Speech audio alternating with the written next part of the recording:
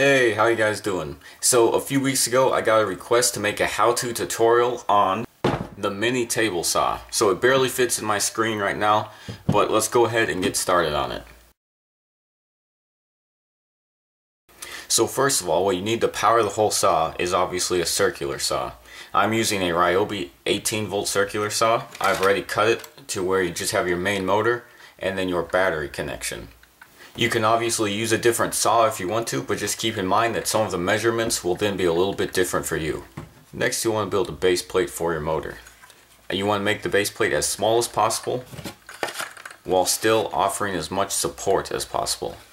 If you see, I have a hole here I can put a screw through to help hold it together, and then I'll zip tie right here in the front. Next, you'll want to cut out 4 boards out of your 1/4-inch ply. 2 of those boards will be 10 inches by 7.5 inches, and your other 2 boards will be 9 inches by 7.5 inches. Next, you'll want to take 4 7.5-inch long pieces and nail them 1/4 inch from the side of both of your 10-inch long boards. Now take a 10-inch long 3/4 inch by 3/4 inch oak board and nail it to the top of each of your 10-inch long pieces. You'll now want to drill a hole in the top right of one of these boards, just large enough for a switch to fit into.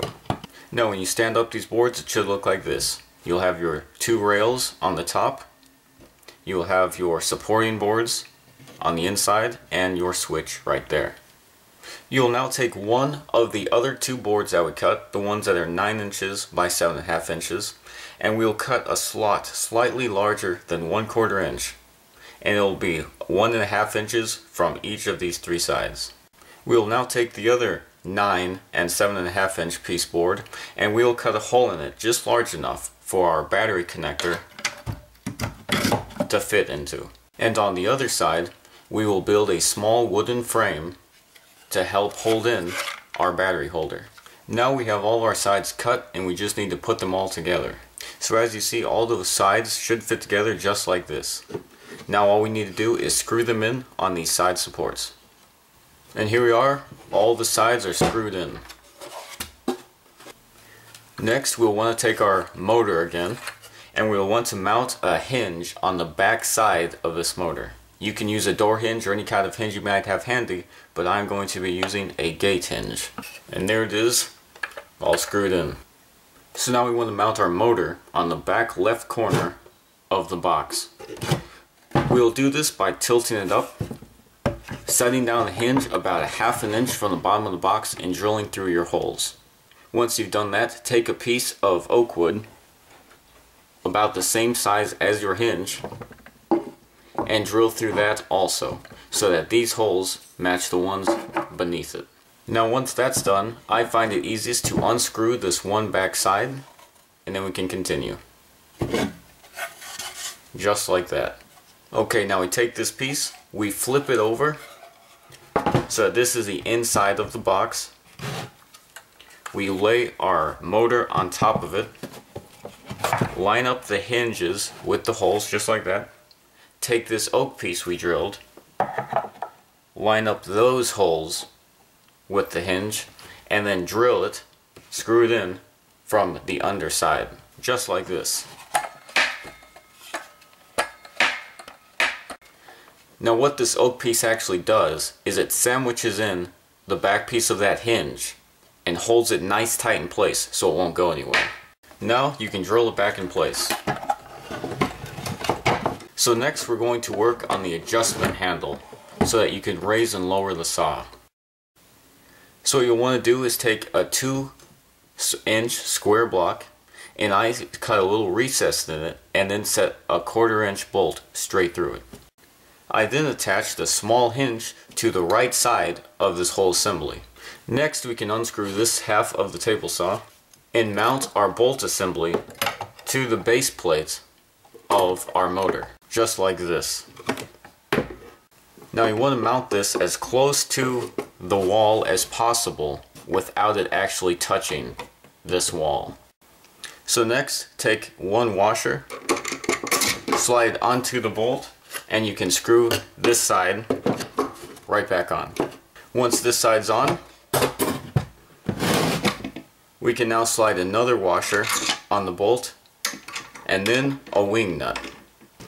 So now all you have to do is loosen the wing nut and you can push the saw up and then tighten the wing nut and it'll stay in place. Next we'll take our battery holder and we will feed it through the hole that we previously cut. And then drill it down in place. There we go, it's in nice and tight.